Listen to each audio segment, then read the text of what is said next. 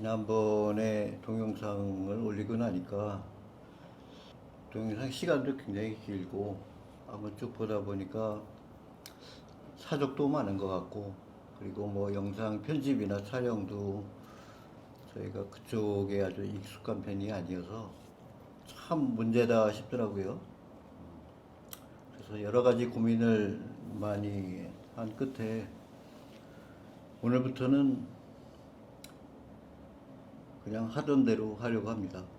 그 이유는 이제 저희가 뭐 요즘 방송에 나오듯이 알아두면 쓸데없는 뭐 이렇게 굉장히 단편적인 어떤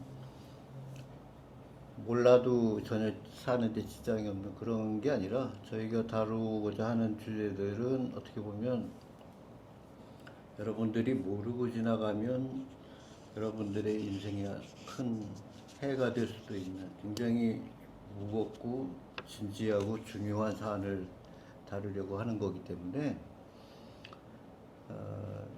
굉장히 길어지고 진지하고 그럴 수밖에 없을 것 같아서, 뭐 가벼운 어떤 주제나 아니면 즐거운 주제를 원하시는 분들에게는 맞지 않을 수도 있어요. 근데 저희가 그런 부분은 저희 나름대로의 어떤 차별성이 또 될 수 있을 것 같아서, 저희는 그냥 재미없게 또 굉장히 진지한 꼭 우리가 이해하고 넘어가야 되는 주제를 다루는 그런 채널로 그냥 하던 대로 하려고 합니다.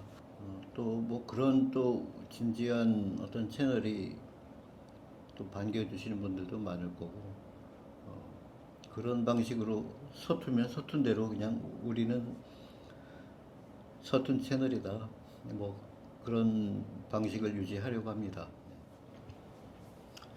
오늘 얘기 나눠볼 주제는 설계 경기에 대해서 좀 얘기를 나눠볼 건데요.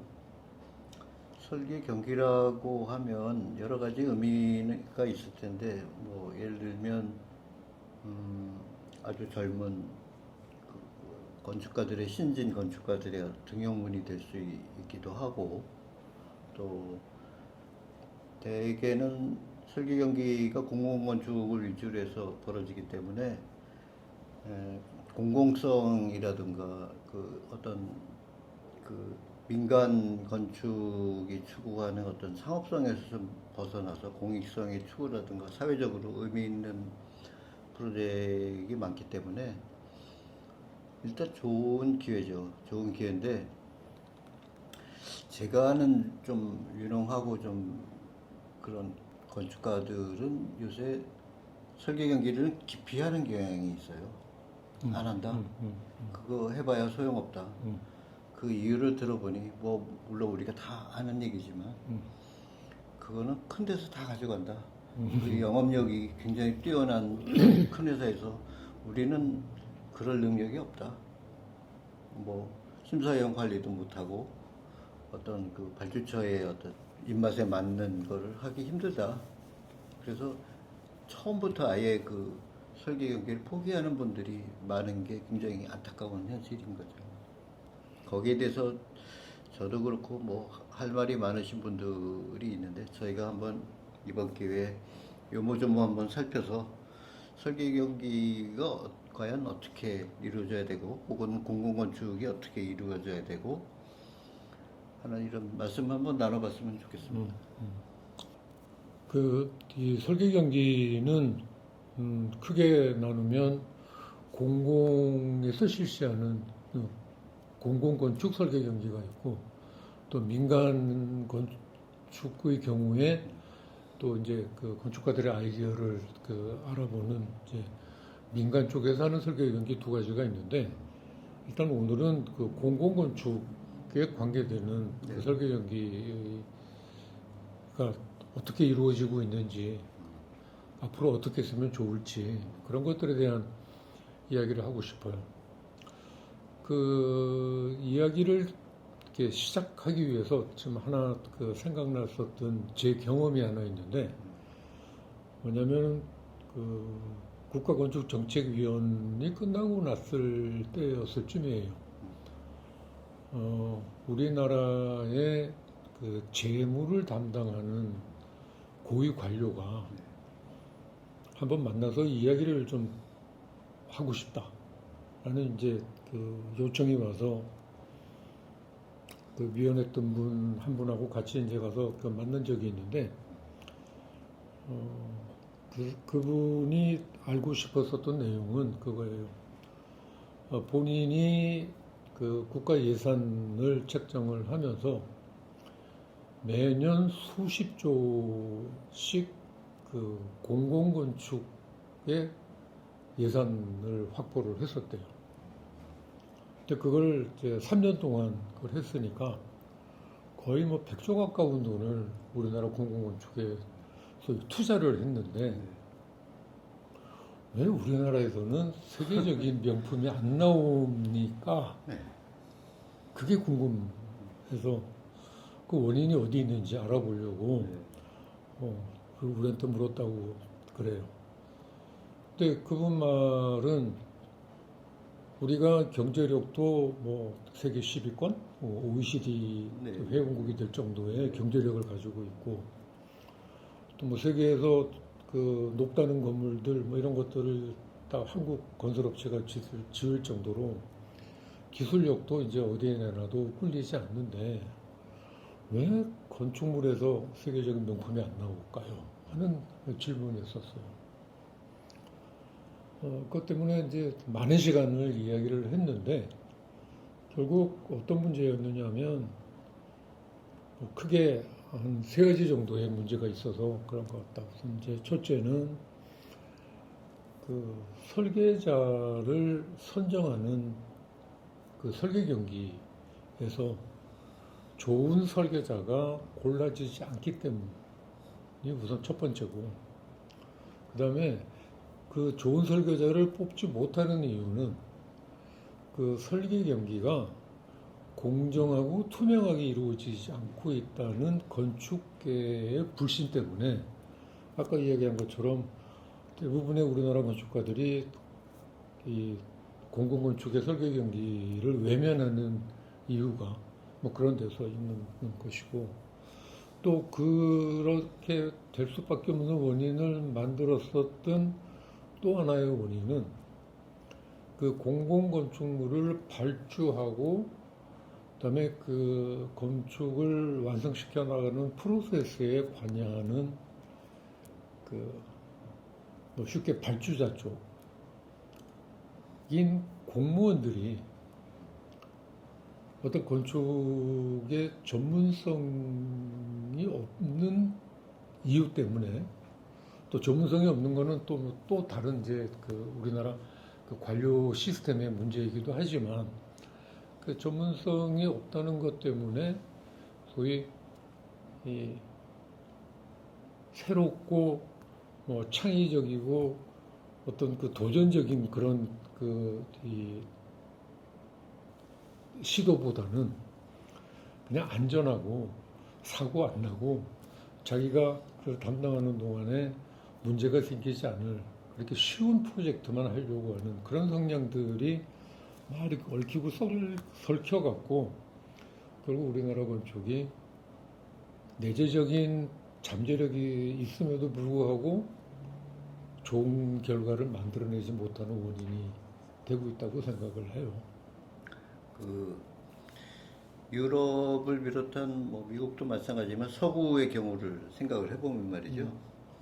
그렇게 중요한 어떤 공공건축물, 거기 대부분 이제 공공건축물의 경우인데 그런 경우를 설계 경기를 붙이면 그게 사회적인 이벤트, 페스티벌처럼 돼요.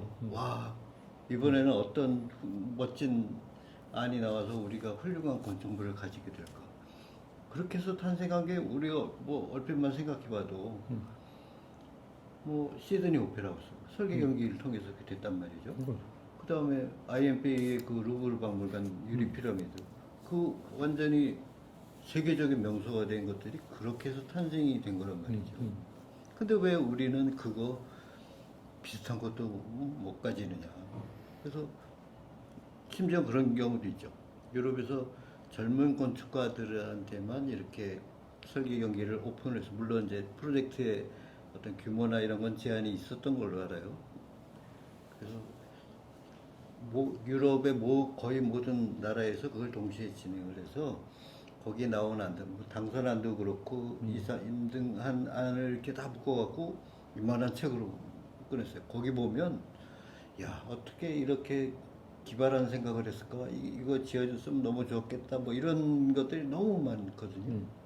그래서 이게 거의 뭐 사회의 어떤 페스티벌처럼 되는 게 그게 너무나 당연한 건데. 그러니까 문화적인 이벤트가 되어야 그럼요. 되는데 네. 문화적인 이벤트를 만들지 못하는 게 우리의 사회적인 분위기하고도 굉장히 네. 관계가 있다고 생각합니다.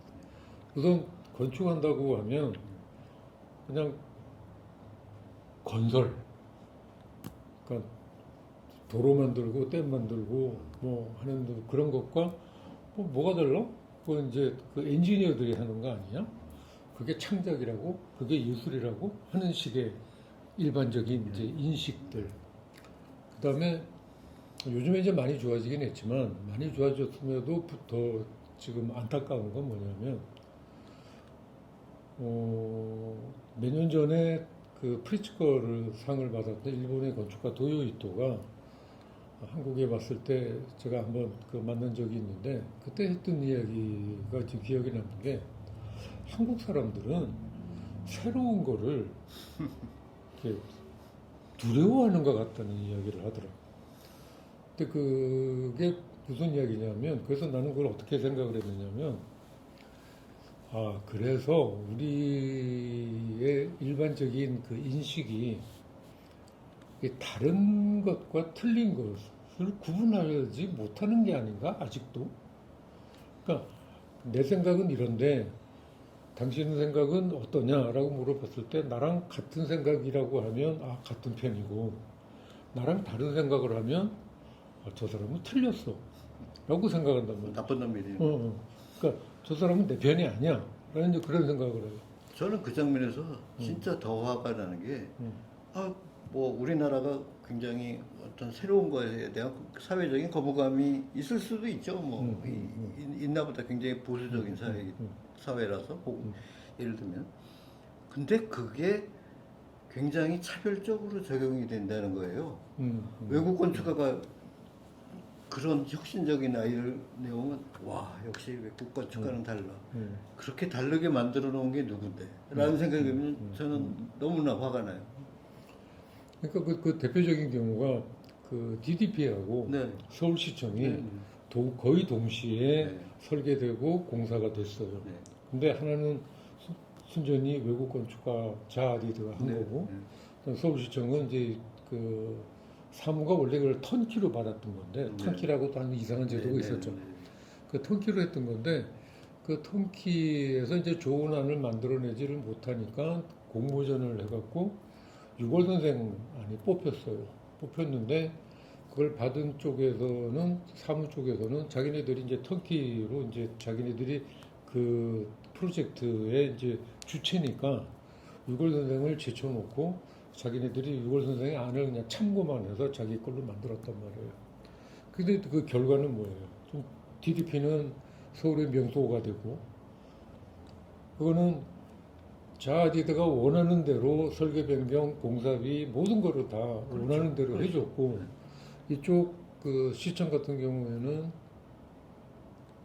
그냥 정해진 공사비 내에서 뭐 디자인이 망가지든 말든 그 범위 안에서 완성하라고 해서 만들어진 거예요. 근데 나는 그 서울시청이 완성되고 나서 막 그 미디어나 건축가들이나 일반 시민들이 뭐 괴물 같은 게 섰다고 해가지고 막 이렇게 그 굉장히 이렇게 비판적인 걸 했는데 그 안을 뽑았던 그 안을 선정했던 심사위원들이 아무도 그걸 방어해주질 않았어. 왜 그 안을 뽑았는지.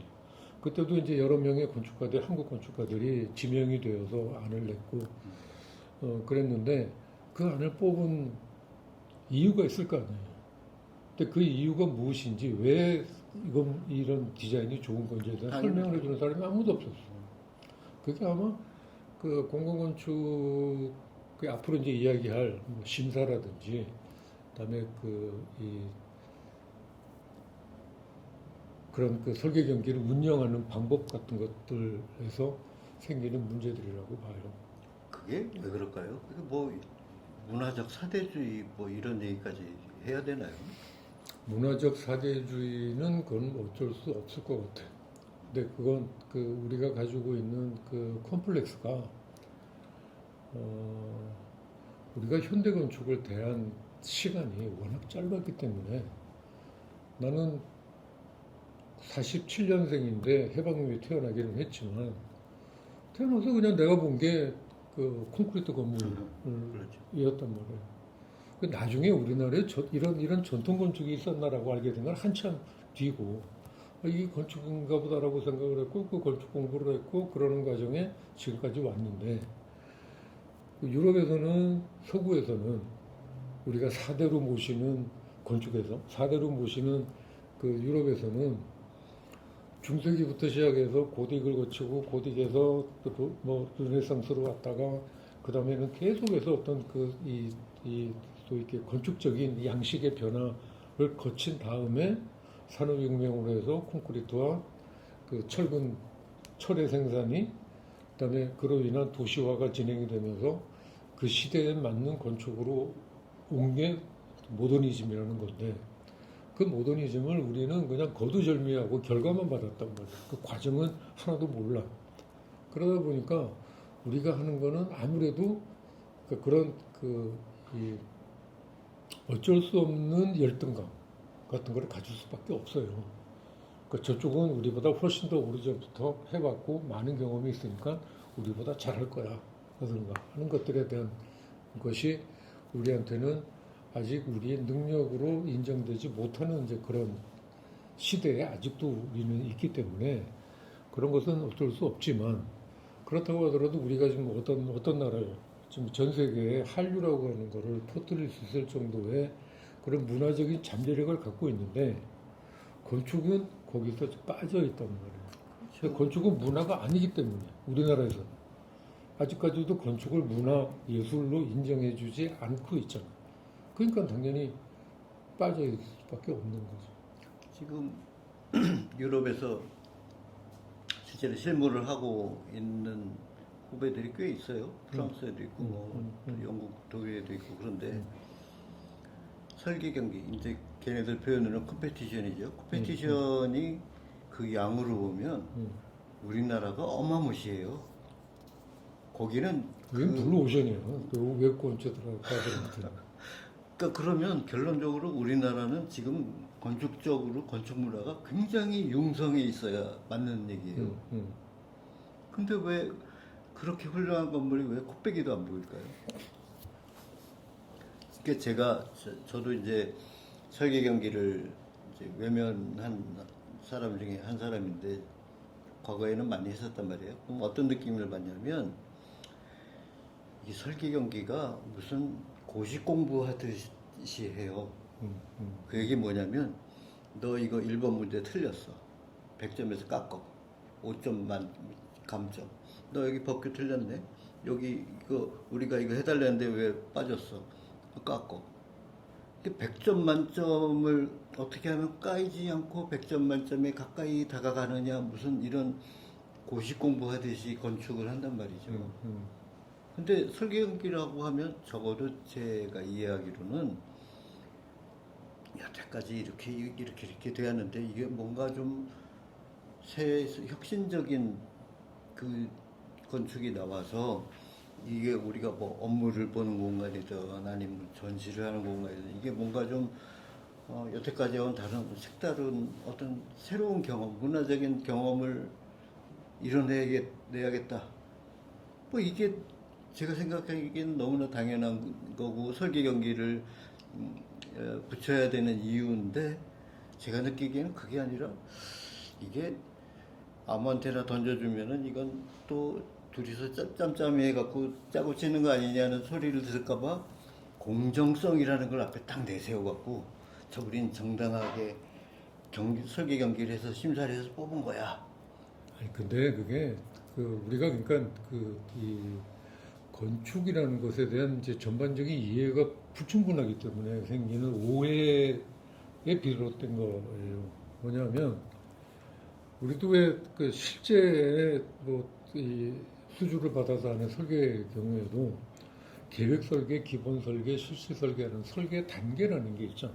그리고 처음에 생각할 때는 처음에 계획 설계는 아이디어를 만드는 거고, 그다음에 그걸 이제 기본 설계에서 구체화시키고, 그다음에 실시 설계 가서는 이제 공사를 할 수 있는 도면을 그리는 그런 작업이 이렇게 단계별로, 그러니까 1000분의 1 스케일로 시작을 해가지고 나중에 10분의 1, 1대 1의 설계까지도 해야 되는 이제 그런 프로세스를 거쳐야지 되는데, 우리의 설계 경기를 할 때 이제 그 우리가 받아보는 지침서, 설계 지침서를 보면 거의 실시 설계에 준하는 결과물을 요구를 해요. 그러니까 설계 경기는 아무리 많은 시간을 줘도 그 건축가들이, 여러 명의 건축가들이 각자 자기의 아이디어를 제시하는 계획 설계 정도의 단계인데, 그 단계에서 예를 들어 법규가 조금 안 맞더라도 그거를, 이 아이디어가 좋으니까 그 아이디어를 일단 채택을 하면 그 법규라든지 뭐 여러 가지 구조적인 거라든지 하는 거는 앞으로 좀 더 이제 진행을 하면서 수정하고 보완하고 발전시켜 나가면 되는 건데, 그걸 처음부터 다 요구를 한다고. 그렇게 되니까 심사하는 사람들도 거기에 맞춰서 그 발주처에서 요구하는 결과물에 합당한가 안 한가만 따지게 되니까, 그렇게 되면 어떤 게 되느냐, 가장 보편 타당하고 합리적인 안이 될 수밖에 없어. 그러니까 명품이 안 나올 수밖에 없는 이유가, 남아듯이 만들어가지고 어떻게 그걸 우리가 잘했다고. 아니, 그건 못하는 거지. 그래놓고 우리나라에서는 왜 프리츠커상 못 받느냐 하는 얘기를 하고, 그러면 우리 프리츠커, 그 프리츠커 프로젝트라는 거 정부에서 만드는 거 아세요? 그거 젊은 건축가들, 신진 건축가들한테 그게 정말 가지고 최신 몸 기술을 배워와라. 아, 이거 아까 이야기했었던 그 재무 담당한다는 그 고급 관료가 우리 이야기를 다 듣고 나서 어느 날 국토해양부인가? 하여튼 거기에 건축 담당 국장한테 갑자기 2천만 원의 예산이 날라왔대요. 그럼 또 한국건축문화진흥에 쓰라고. 2천만 원으로 진행이 될 거면 뭐 아유. 그러니까 그분은 이제 돈을 만지는 사람이니까, 뭔가 한국 건축에 문제가 있으니까 자기가 해줄 수 있는 일이 뭐가 있을까 하다가 아마 예산이 조금 남아 있었는지, 이거라도 국토부에 줘서 프리츠커상을 받을 수 있도록 이렇게 이 준비를 하는 자금으로 쓰라는 식으로 보내줬대요. 그래 그거를 받은 또 그 국장이라는 공무원도 이거 어떡하겠어? 어쨌든 쏘기는 써야 되는데 뭐 하니까 그때 생각한 게 프리츠커상 수상자의 사무실에 유학을 보내는 그 장학금으로 쓰겠다. 그렇게 됐던 거예요. 저는 그런 정말 그거 말고도 정부에서 터무니없는 그런 거를 많이 내놓는데, 저는 그런 사람들 보면 정말 그 이 사고 구조가 어떤지 굉장히 의학적으로 궁금해. 그래서 나는 그 뭐 그런 뭐 저런 그 뭐 그런 거 에피소드까지 이야기하자면 이제 한이 없이 이야기가 길어지니까 간단하게 이야기를 조금 이렇게 좀 줄여서 이야기를 하면, 아까도 잠깐 이야기를 했지만 설계 연기를 왜 하느냐라는 그 목적에 그렇죠. 대한 것부터 한번 짚어봐야 될 것 같아요. 일단 그 누가 한 사람에게 당신 이거 설계해줘라고 했을 때 나오는 것보다는 여러 사람의 아이디어를 보고 그 중에 가장 최적의 아이디어를 선정하자라는, 그러니까 가장 좋은 안을 뽑자라는 게 첫 번째 아마 가장 중요한 목표일 거고, 그걸 뭐 공정하게 뭐 하겠다, 그러니까 관에서 발주하는 공공의 그 프로젝트이니까 그거를 뭐 누구에게, 그러니까 누구하고 뭐 이렇게 그 소위 말하는 그 주고받았다는 그런 식의 오해를 받지 않기 위해서, 그러니까 공무원들이 그러니까 그 이 오해를 받고 싶지 않아서 하는 저는 면피라고 봐요. 그러죠. 네. 면피용으로 이제 하는 것이기도 하지만 그래도 하여튼 그렇게 여러 사람들의 안을 이제 모아서 할 때는 예술성이나 뭐 창의성이나 어떤 그 건물이 갖고 있는 공공적인 가치나 이런 것들을 가장 잘 표현한 아이디어를 이제 찾겠다라는 게 우선 첫 번째 그거고, 두 번째는 거기에 응하는 건축가들과 그다음에 그 건축가들의 아이디어를 이렇게 그 심사하는 심사위원들 사이에 이렇게 서로 의견들, 나는 이런 의견이다라고 제시를 하고 그 의견에 대한 평가를 받고 하는 그 과정에서 우리 건축계에 필요한 담론이라는 게 형성되지 않을까. 왜 그런 건축을 해야 되며 그 건축이 왜 좋은지를 설명해주고 이해시키고 하는 그런 과정들이 만들어져서 그런 그 이 과정들이 진행이 되면서 아, 이런 건축이 좋은 건축이다라고 하는 것을 다들 이렇게 느끼게 만들고 그게 사회적으로도 번져 나가서 아, 좋은 건축은 그런 거였어. 그리고 실제 만들어진 거 보니까 좋은 애가 될 수 있는 그런 분위기로, 그래서 이 건축의 어떤 문화적인 성장을 촉매해주는 역할을 해줬으면 좋겠는데 그게 안 되고 있어서 이제 문제인 거죠. 그다음에 이제 막 그냥 하나 더 아까도 이야기를 했지만 이 건축가가 되기를 지망하는 굉장히 많은 그 지원자들이 있는데 대학에서 건축 공부를 하고 그다음에 이 또 설계 사무실에 나와서 나는 그 설계 사무실이라는 용어도 조금 바꿨으면 좋겠는데 그렇죠.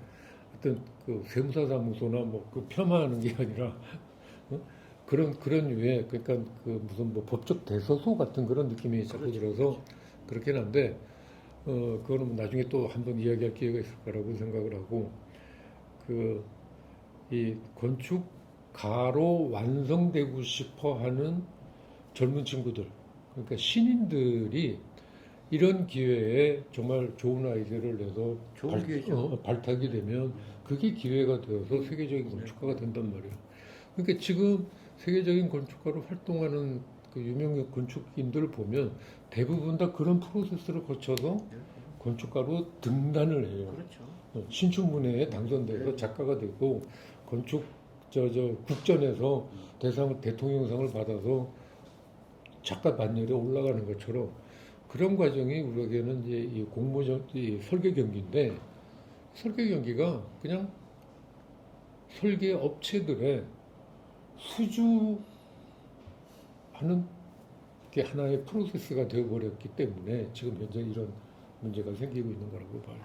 저 굉장히 엉뚱한 비유가 될는지 모르지만 저는 그런 이렇게 내용적으로 이렇게 보면 예전에 우리 선조들이 했던 과거 시험 있잖아요. 저는 그 시스템이 정말 좋아요.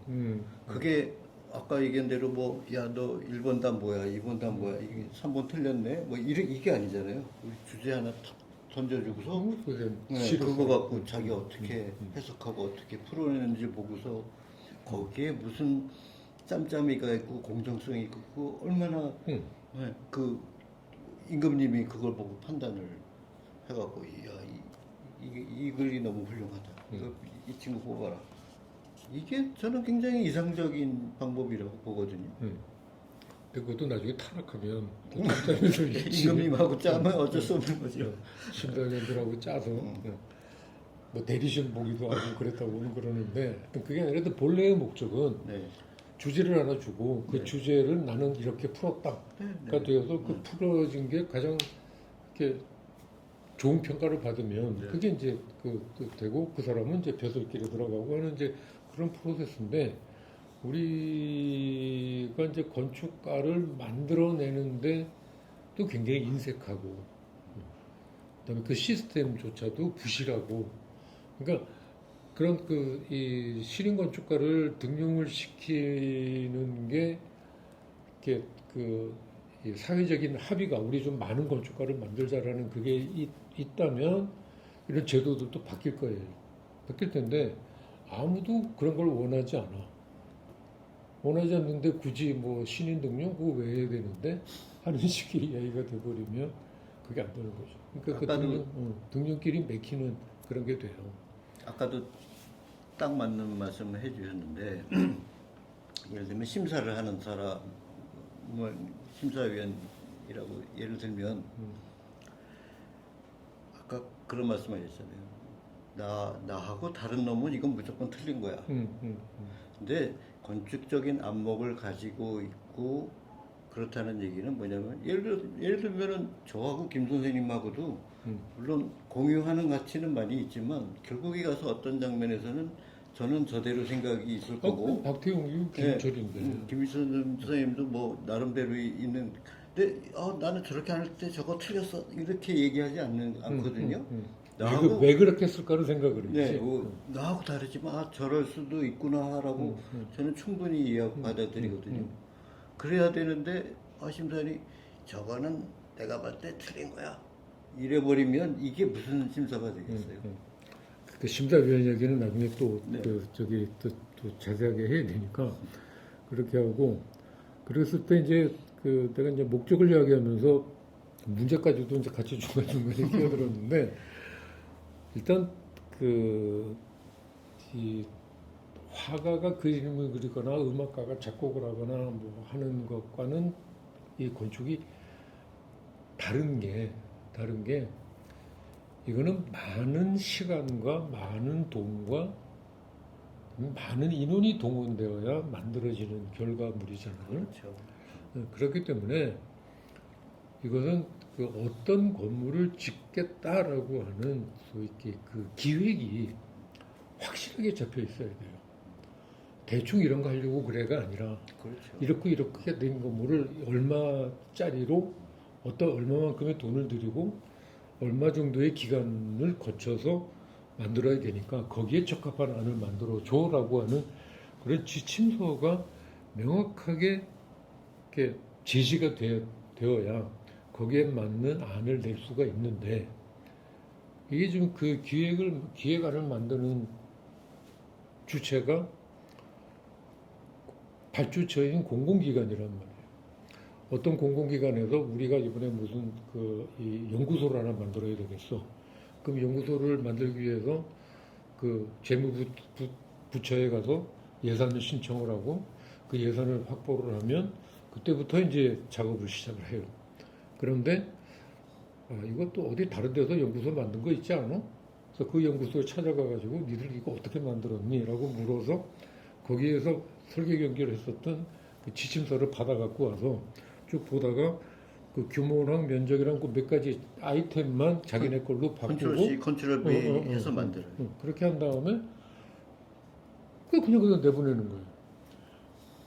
자기네들이 어떤 게 왜 필요한지에 대한 그런 것도 기획도 없이 그러니까 안 받아놓고 한번 고르지 뭐 하는 그런 식의 게 우선 가장 큰 네. 문제. 김 선생님도 뭐 여러 번 해보셨겠지만 지침서라는 걸 설계 경기 지침서라는 걸 딱 보면 첫 번째는 다 말이 그렇듯하게 돼 있어요.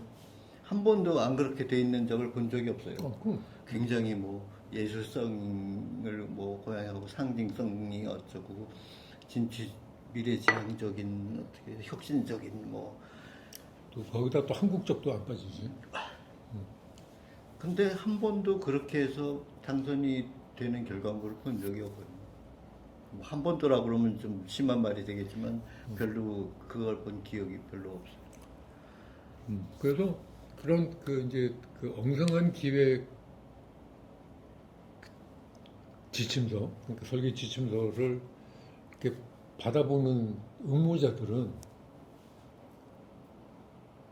무슨 뭐 창의성을 요구를 하고 뭐 하고 한다는데 도대체 그 지침에서 그 지침서 자체가 창의적이지 않으니까 말만 창의적 복사된 창의성이 된 거니까 그러다 보면 이 응모자들도 어떤 쪽에다가 이제 관점을 두느냐 하면 어떤 게 요즘에 많이 당선됐지? 하고 이제 전례들을 살펴요. 찾아보고 마을회관은 이런 게 많이 되고 뭐 어린이집은 이런 게 많이 되고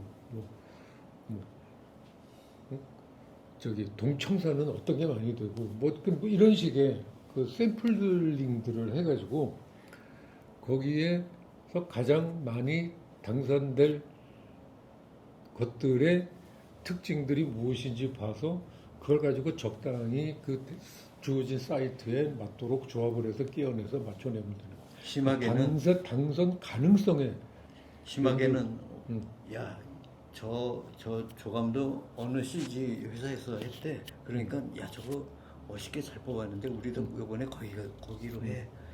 뭐 이런 케이스도 많아요. 그리고 그 내가 총괄 건축할 때는 그 아예 지침서에 야경 투시도 넣지 말라고 그랬는데 야경을 넣으면 그 배경은 다 어둡고 암전이 되고 본 것만 탁 부각되니까 얼마나 근사해. 그래서 그건 심사위원들 거기 쏘가요. 아, 저거 그림이 좋다. 그러니까 저 좋은 건 설계야. 이런 식으로 하고 그 현혹되는 심사위원들의 수준이잖아 문제라고 봐요. 그게 이제 그 이 심사 그러니까 발주자가 있고 응모자가 있고 이제 심사자가 있어서 그 이제 삼자의 삼각관계가 결국 이제 하나의 그 이 당선작을 선정하는 게 되는데 응모자들은 그렇게 어떤 게 당선이 될 확률이 높은가로 관점을 맞추어서 안을 내고 그다음에 이제 심사자들은 어떻게 하면은 좋은 안을 고를까라는 것보다는 이렇게 그 아무리 요즘에 그 뭐 사전 접촉 그래서 금지한다고 해도 할 사람은 다 한다고. 더군다나 이게 또 하나 요즘에 잘못 오해받고 있는 것 중에 하나가 심사위원 명단을 사전에 공개하도록 정해져 있어요. 규정으로. 그거 정할 때도 정말 애먹고 정했는데 그걸 정했던 목적은 나도 심사를 여러 번 해봤지만 심사했을 때 가장 답답한 게 뭐냐 하면 어떤 심사위원들은 거기 와서 그 설계도 처음 봐요. 그러니까 그 어떤 곳에다 지어질 건지 그 현장 답사도 안 해봤고 그 안이 어떤 요구를 하는 안지도 모르고 그냥 와서 그냥 앉은 자리에서 이제 심사를 시작하는 그런 경우들을 많이 봐서 최소한도 응모자만큼은 아니더라도 심사자도 그 이 공모 요강이 발표될 때 같이 심사위원도 공개를 해서 그 심사위원도 그 응모자들이 안을 만드는 동안 어떤 건물이 여기에 바람직할까를 공부를 하라는 뜻이었어요. 그렇게 해서 심사가 좀 더 밀도가 있는 심사가 되도록 하자라는 게 그거였는데 그 심사자 명단이 정하니까 공개가 되니까 응모자들은 되게 좋은 거야. 로비할 대상이 이 랜덤 하던 데에서 딱 정해져 버렸죠. 확정이 돼 버렸죠. 저도 뭐 심사 경험이 많지는 않지만 몇 번 있는데 우리 솔직하게 얘기하면 아까도 얘기가 나왔지만 이상적인 것과는 별개로 우리나라 현재 대한민국에서 설계 경기를 하는 목적은 솔직히 딱 속에 있는 것 까내면 아까 말씀대로 공무원들 면피하는 것밖에 안 되는 거예요. 제 눈에 그렇게밖에 안 보이고 그게 심사위원 때 심사장에 들어가면 청렴 서약서 써요. 쓰레니까 쓰죠. 그거 안 쓰면 못 들어가니까 쓰고 사인하고. 심사장 들어가기 전에 핸드폰 내놓으라 그래요. 내놔. 그러면 야 공정성 달성했어 우리는. 그게 공정해진 건가요? 말도 안 되는 걸 가지고 공정성이 답보됐다. 뭐 이렇게 얘기하는 건 야 우리 좀 더 솔직해졌으면 좋겠네요. 아니 내가 한번 그 서울시에 심의 갔다가 핸드폰에다 내놓으라고 그래서 난 못 내놓겠다. 이건 내 프라이버시인데 내가 왜 이걸 내야 되는지 모르겠다. 나 안 내놓겠다.